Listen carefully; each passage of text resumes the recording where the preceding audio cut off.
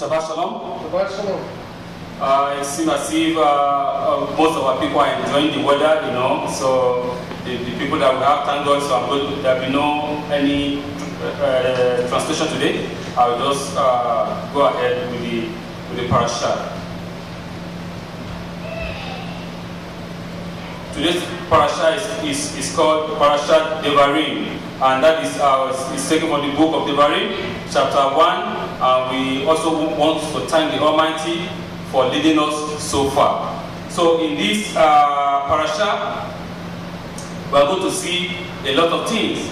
In this parasha, we are going to see the veil rebuke of Moshe towards the children of Israel. And we are going to see the explanation by the appointment of the judges and the mission of the spies. Also, we are going to see the people that the Holy One, blessed be He, is telling not to fight with, like the giving of the land to the mountain of Seir, which is Esau and Moab, and so on. So, as we start, the word Devarim, what does it mean? According to the Torah, which is the first word that is taken, it means words or matters. That is the matters that Moshe have been explaining to the children of Israel since now. It has been 40 years now since they left the land of Egypt. So Moshe is trying to recap all what has happened during all these 40 years. And we have to remember that the generation that left Egypt are not the generations that are now, because most of the generation that left Egypt has been wiped out according to what the Holy One, blessed be He, told Moshe, because of their disobedience and because of their unbelief.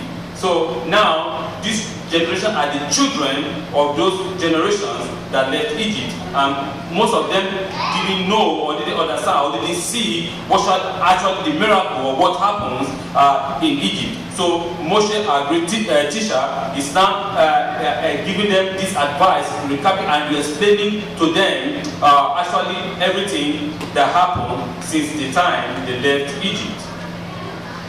So the book, this book is also called the second Torah, or Mishneh Torah, which means the second or retold Torah, as Moses will relate to the children of Israel a summary of all the commandments that had happened to them in the past 40 years. What Adonai required of them when they enter the land, and what will transpire at the ends of days. If the book of Devarim is a summary of the entire Torah, then Parashat Devarim can be considered as a summary of the entire Torah. Moshe is saying his last goodbye to his beloved nation. He stands at Israel's border and review 40 years of trial and tribulations, the good times and the bad, and how his nation, Israel, matured to become the inheritor of the promised land. The entire the first verse in this week portion alluded to the ensuing topic of this discussion of the golden calf, the incident with the spies, and the time when Israel faltered at the idol of Baal are among the most issues that are examined. So, as the Torah stated in this parasha, we can see all these things that have been listed are the things that is going to be re-examined by Moshe, our teacher, in this week parasha, saying that all the trials or the tribulations that he has passed through together with the people of Israel, the good times and the bad times, you know, the victories, the defeat, and so on and so forth. Because of the defeat was caused because of their unbelief. So it's not that they have been defeated, but because of the power of the enemy. No, but because of their own unbelief. But the Torah defined Moshe's rebuke by confining it to a specific time frame. The Torah tells us that Only after smitten Sihon, king of the Amorites, and the giant Og, king of Bashan, did Moshe begin explaining the Torah to them. The fact that Torah makes a point of starting that the reproof occur only after Moshe smote two powerful enemies as obvious connotation. Rashi explained, if Israel were to say, what has Moshe done for us? Has he brought us into the land? How does he have the right to rebuke us? Moshe thus waited until the defeat of the last two major enemies before rebuking the nation. Perhaps Moshe wanted to tell us a little more. So here Rashi is trying to explain to us why is it that Moshe waited a little bit before he begins this Torah. I mean, this rebuke. It is said that it is said by Rashi that Moshe waited indicates that the people might say, "Oh, you brought us out of the land of Egypt. You know, you haven't even lead us into the promised land. You know what is your distinguished action that you have done before you started booking us?" So Rashi is saying that the defeat of the giant, the king of Bashan, which is Og, and the king of the Amori, which is Sihon, serve as an example to the people that Moshe, our teacher, has really done a great deal for them. Because all the things that he has passed through, because of them, when God even wanted to wipe them out, then Moshe, our teacher, begins to plead before God that what do you think that the enemy will say? What do you think that the Egyptian will say? That you lead them out of the land of Egypt to destroy them in the wilderness. So he pleaded and pleaded, and actually God did forgive their iniquity. Moshe was even using himself as a substitute, as a sacrifice, saying, God, if you are not going to forgive them, blot out my name from the book of life, which you have written. But just let these people live. So it shows you the self-sacrifice of Moshe towards his own people. So, and he has seen the maturity of the nation, of the people, as they have matured and grown and multiplied during these 40 years. Moreover, it is only logical to conclude that there are actually 8 books of the Torah, as the mantra of the word Torah itself is 8. So we are going to examine how come the books are 8, because actually we have 5 books of the Torah, but our studies is saying the mantra is 8, and how come we have 5, but they actually give us a lot of explanation why we have 5 instead of 8, but actually the books are 8. So here they are. Book 1, the account of the creation, which is in Bereshit. This is from the first verse of the first chapter of the book of Bereshit until the 3rd verse of chapter 2 of the book. This section of the Torah is read as one piece in Shmini Atzeret, which is Simchat Torah, after we restart reading of the Torah from the beginning. The first 3 verses of chapter 2 have 144 letter, which means Kedem, which is a clue that the Torah is written in the code of 18, which is in the code of life. Book 2, the reminder of the book of Bereshit. Book 3, the book of Shemot, which is Exodus. Book 4, the book of Vayikra, which is Leviticus. Book 5, the book of Bamidbar, which is Numbers. Book 6, the book of the inverted nuns, which is from the book of Bamidbar, from chapter 35 to 36. That book is called the book of the inverted nuns. So book 7 is the reminder of the book of Bamidbar, which is the book of Numbers. And the final book is the book of Devarim, which is the 8th book of Moshe. This book is also called Mishneh Torah, as Moses here relates to the children of Israel a summary of the commandments, the history of the children of Israel, what Adonai required of them when they enter the land, and what will transpire at the end of days. The word Mishneh can be rearranged to spell the word Shmonim, which means the eighth book. Thus, we can conclude that the book of Devarim is indeed the eighth book of the Torah. On Shmini Atzeret, Simchat Torah, we finish reading the book of Devarim and we start immediately reading the book of Bereshit. The final pages of the book of Devarim, interestingly, start from chapter 33, verse 27, with the word and abode of the king of Kedem.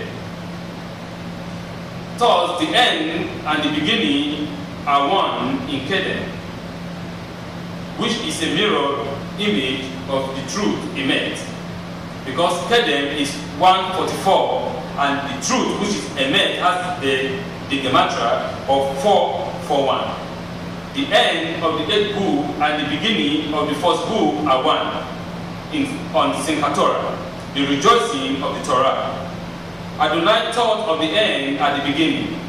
The purpose of the beginning is the end, which we usher in a new beginning for Israel at the end of days. So this is just the summary. Now, in summing up of the story of Israel from Egyptian slavery, to the eve of their entry into the promised land, a great teacher and leader, Moshe, meant no word. He reminded the people of Israel of their shortcoming and of their transgression during the 40 years that he has led them. There is very little bitterness in his narrative, but rather just the damning truth of hard fact and known circumstances. Though his fifth book of the Bible will contain many commandments and legal matters in it, the overall message of the book is one of historical perspective, of the past and of the future, of the weaknesses and feeble of the people and of their greatness and search for spirituality and holiness. The rabbis taught us that it is better to hear a criticism and chastisement from Moshe, who loves us, than compliment and blandishment from Balaam, who essentially hates us. The truth is that all of us find it difficult to accept criticism early and coldly. Our ego flare up and we immediately build up a wall of resentment and excuses in order to deflect the criticism level against us. So this is what our rabbis are saying, that it is better for us to hear the truth, which is actually, in some cases, is hard, but it is the truth. The truth is always very bitter, but for those who want to listen and be obedient and do what is just and right, they will take the truth and they will listen and they will be sober and they do what is just. But for those who doesn't want to hear the truth, they immediately, because that is the nature of a man immediately will build up defense. You know, oh, okay, because okay, you are talking about me, you are saying this and this and this about me. What about you and you and you and this and this and this that you have done? So it is a natural thing that immediately we build a word of defense against the truth. But Moshe is telling us here that the truth is the truth, and our rabbi is saying it is better to hear the truth from the one who loves you than to hear all kinds of praises and all kinds of great things about you from the one who actually want to kill you, from the one who actually want to harm you, from the one who actually want your destruction, like Balaam. So our rabbi is saying people, as the Torah said, that in our days now, in our present generation, we are people that have an itchy ears. We want to hear the good things about ourselves. Oh yeah, you know, this is what he did, this is what I did. Don't get me wrong, there's nothing wrong in saying the good things that people has done. There's nothing wrong. There's nothing wrong in in praising people for what they have contributed, for what they have done. Nothing wrong about that, absolutely. But when we only want the praise and not to hear a shortcoming or a shortfall, then that is where the problem is. It is good to hear the praise, and at the same time, it should be good for you also to hear the rebuke, to see that, okay, in this part, in this area, I have done wrong. I have not, measured to the standard. So, and that is exactly what the Haftorah was talking about. You know, that God said, I am tired of these offerings. I am tired of this blood that you bring before me every time. I don't have any delight in all these sacrifices, in your Rosh Hakodesh, in your new moon, and in all your festivities, because you people remain the same. It is not my desire to come and be hearing all this your noise, because in my ears they are no longer a prayer, they are noises, full of noise. They don't want to see the truth for what it is. Everything is about bribery.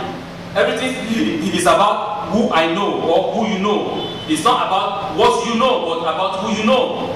So the Holy One, blessed be He, was warning us and telling us immediately right there that no, He is not delighted with all these sacrifices. That this blood to Him is not interested in them, absolutely. But what He's interested in is we coming to talk with Him. He said, "Come, let us talk. Come, let us discuss. Come, let us let us table all the matters, and let us see where I am wrong and where you are wrong. So therefore, that we can have, an agreement at the end." Israel has gone very, very far away from its Creator. Israel has gone after other gods. Israel has done just like Hollywood entertainment. Everything that we see in the temple was entertainment, and that was the reason why the Holy One said, "Look at your city is being desolate," and that is why because of our action that brought the destruction of the first and the second temple. Because of our unbelief, because of our sins, because of our crime before the Holy One. So why do we remember it? Because we remember it because we don't want that to repeat itself again. We want to dedicate ourselves, our life, our being completely to the worship, to the glory of the Holy One. Blessed be He. But all of us find it difficult to accept criticism, which is a fact. To us, when we are criticized, we immediately, said it's not me. But actually, what criticism means is for us to see where we are falling short, and for us to see what we are doing wrong in order for us to correct it, to make it right. But another thing is, which I want to point out, is we have two kinds of criticism. We have constructive one and we have destructive one. God is telling us that we should be able to give ourselves constructive criticism, and that is what the Holy One is doing here through Moshe Rabbeinu. Moshe Rabbeinu was not criticizing the people destructively; he was giving them a constructive criticism, telling them that, since we left Egypt, this is what we did right, and this is what we did wrong. And we have to remember that Moshe was telling these people, because these are the new generation. These people didn't see what happened in Egypt, so it's giving them a warning. It's a foretime warning them that, listen, if you people, this new generation, will do what is right and just in the eyes of God, in the eyes of the Holy One, blessed be He, you will inherit this land, and this land that flows with milk and honey. You will be blessed, you will be multiplied. All good things that the Holy One has spoken concerning you will come to pass. But if you will not listen and do like your forefathers and disobey and become hardened and become not listening, and you are going to face the consequence. So in such case, it's not a destructive criticism, but a constructive one, giving us a warning ahead of time. The reading of the first chapter of the book of Isaiah, from which this Shabbat derived its name, Hazan, is a strongly worded indictment of the Jewish society in the first temple time, and provides the background as to why destruction and exile followed. The prophet will complain later that the people were not attentive to his word, and in fact inflicted physical harm upon him for having the temerity to address them in such a fashion. So Isaiah here in the Haftorah was complaining and telling the people, you brought this upon yourself. This is not what the Holy One has planned for you, but actually we brought this upon ourselves because of our disobedience, because we refuse to obey. From just what I just said earlier, that all your sacrifices are nonsense to him. He doesn't want to even see it. People think that, oh, I commit sin, I come, I buy a goat, I buy a ram, I buy a bull, and I take it down to the temple, they sacrifice it, my sins are forgiven. And I go back again to commit the same sin. That is absolutely not what God is saying. If a man commits a sin and you bring a sacrifice, what's the purpose of you bringing that sacrifice? For that God should forgive you your sin, not to repeat that particular sin again. You might sin, yes, but it might be another type of sin, but not that particular sin. But in this case, these people continue to commit the same sin day in and day out, worshiping idols day in and day out, and they want God to have mercy upon them. They want the Holy One to just magically cleanse them. But God is saying that because of my name, because of his name that is in us, is not to do what is going to blot out our iniquity, our sins, but because of his name, not because of our own righteousness, because we have no righteousness in us at all. Because we are going to tell God, I'm sorry, then after 2 seconds we go back to our debt again. So, and we can see the true complaint of the prophet Isaiah here, the rebuking from the prophet, the same thing that Moshe, the very book of Moshe to his people. So it is Isaiah the prophet was not criticizing the people destructively also, but he was criticizing them constructively, telling them what they should have done by listening to him. But now it is too late, because they refused to listen, and the destruction of the temple came, and later the exile in Babylon. I would say that, in my opinion, it is one of the most serious failings that exists in attitude and behavior pattern. Smoothness and self-righteousness. Contentment are true enemy of progress and spiritual advancement. The Lord himself, so to speak, asks us to come, debate and discuss behavior and problem directly with him. But the fear of criticism and the lack of ability to truly digest such criticism prevent many such a discussion or debate from somehow taking place. So in the book of the Haftorah, you see, God asks us to come, that we should sit down to have a debate. Let's come and discuss who is wrong and who is right, where the fault is, how can we amend it, what is the purpose of criticizing. The purpose of criticism is for us to be able to amend our way, for us to be able to see the other person's point of view.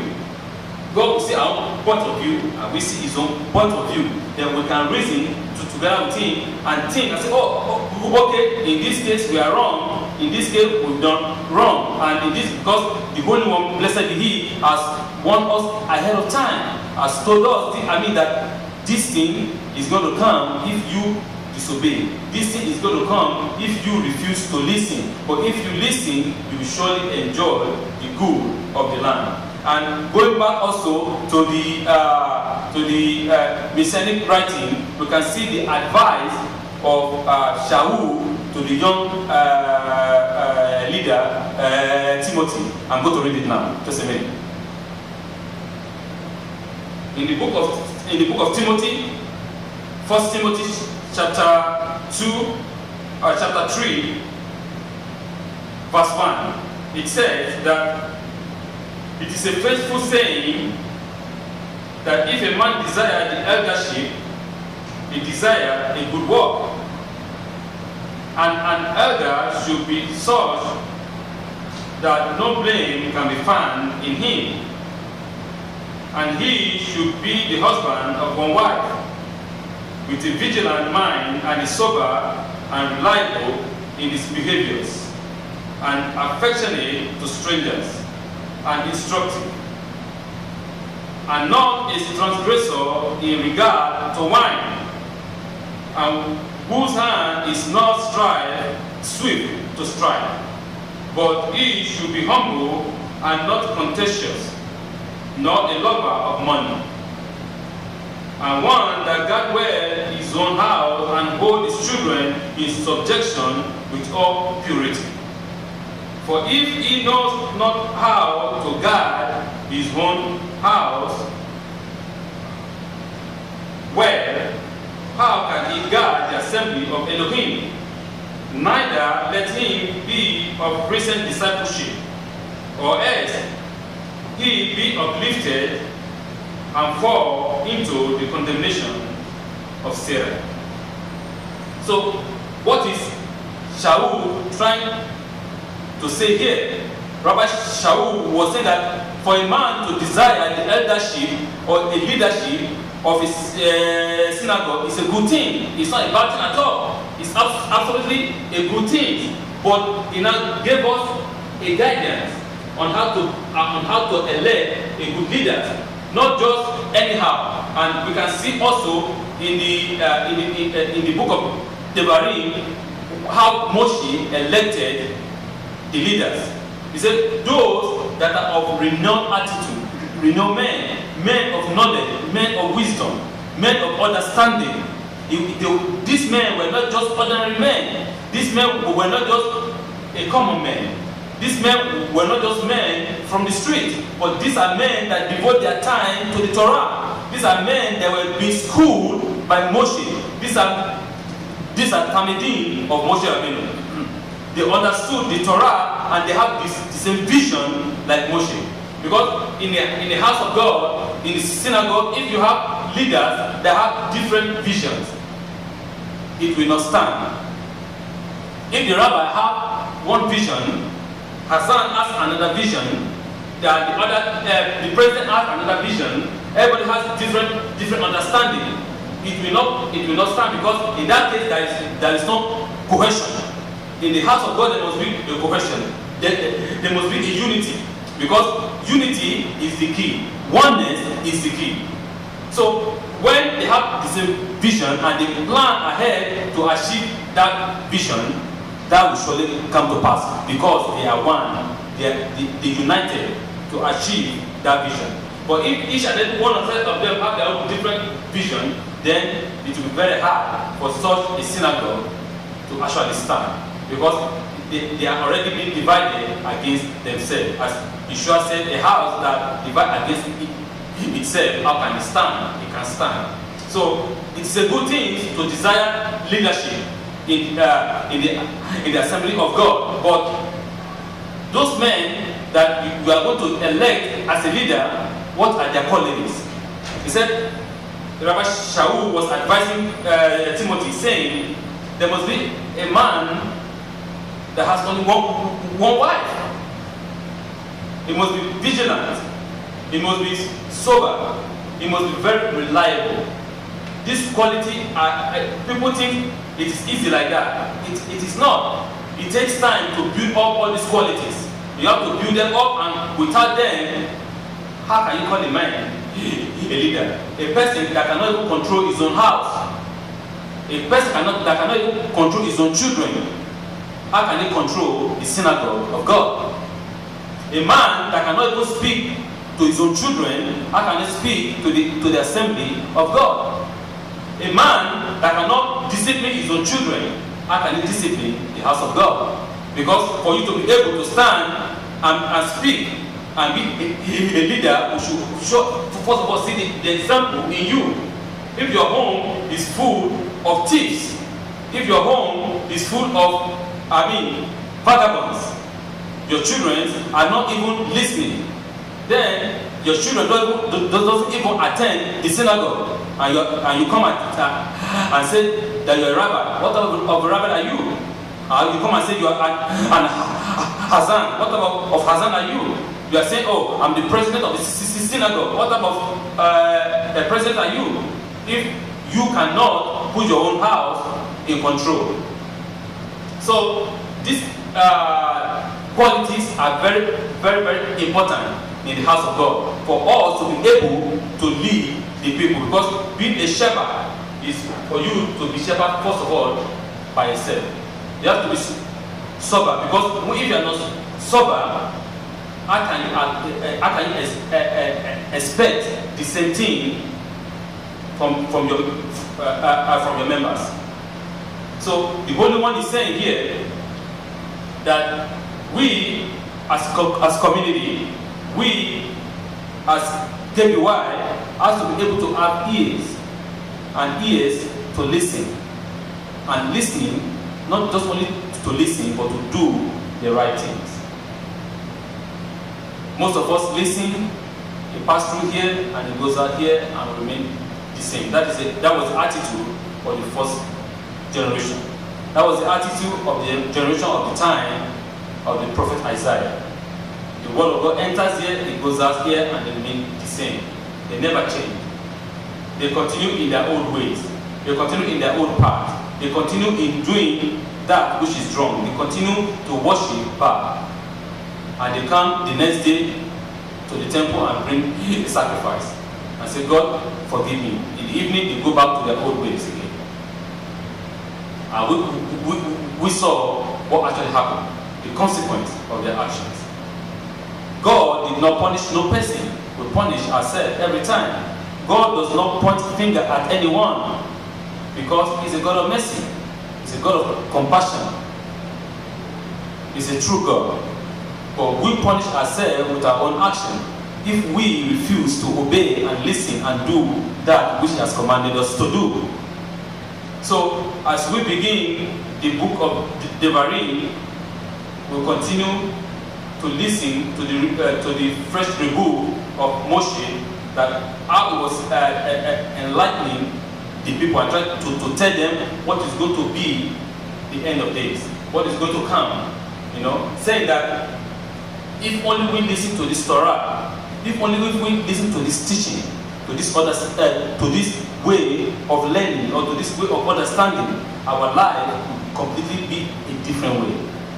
Our life will completely be filled with joy, with happiness, with peace, with prosperity, spiritually, physically, financially, materially, and in all areas of our lives, if we actually take heed to this word, to this teaching, to this understanding. But if we just free our ears and say, as usual, the consequence will surely come.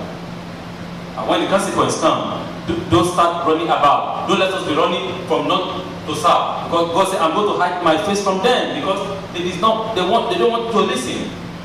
But if they listen and they obey, then everything will be fine. Everything will be like honeymoon all day long, because we actually obey and do that which is right before God.